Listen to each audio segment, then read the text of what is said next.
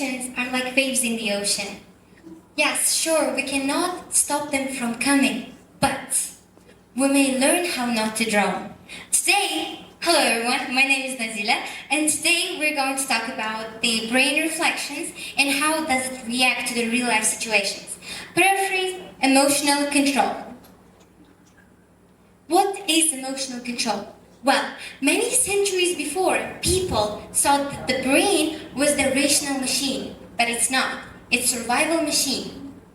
So, long before, the logic evolved before the language. So before the civilization, emotions were already there, protecting us. So when it comes to controlling emotions, it doesn't refer just making them off, turning them off. No, it means that we have to take the balance between the voices inside our brain. So you may have the question, how does it work? How do we react and how do we calm ourselves, right? So before that, I'm going to tell about myself. Let's go to the past back then to primary school, for example. I was third grade and I didn't really do good at academics. I was really bad at math. So one of the simplest days ever, I had math test and my father's birthday.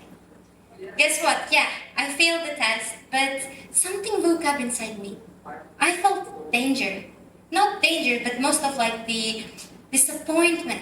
What if I make him sad in his birthday? So what I did next, and the only step that I had actually was leaving the test at school. What I did.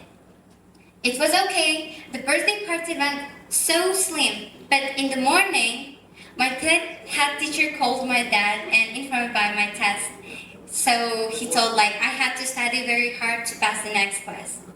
At that point, only response that I got was "Yaxşı da kızım," and everything changed. And this time, something woke up. The tight feeling on my chest, the heat on my face, and the silence between my thoughts. That was amygdala, the part of the brain. It calls the alarm system. It does not analyze, it does not reason. It simply says danger. So whenever you feel anxiety, whenever you feel uncertainty, just know that this is the amygdala. But this is not the end of the story. After that, what came to my mind is studying harder, right?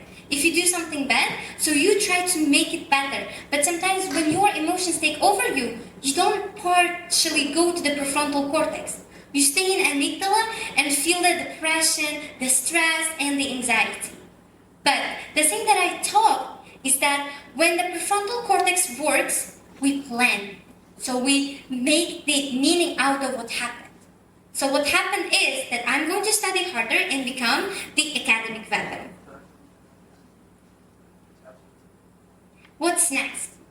The amygdala asks the only one question: are we safe? It's part of the limbic system of our brain. So most of the time, between the amygdala and the prefrontal cortex, our characteristics are built. Like as I've told you, I didn't study at all. But after what happened, I became the academic veteran, or I became good at math. Fear may be automatic, but growth is intentional. So you grow by knowing what you're doing. If you don't know your past, no growing happens. And here the truth no one tells you. So we have neuroplasticity. It's the rewiring your brain.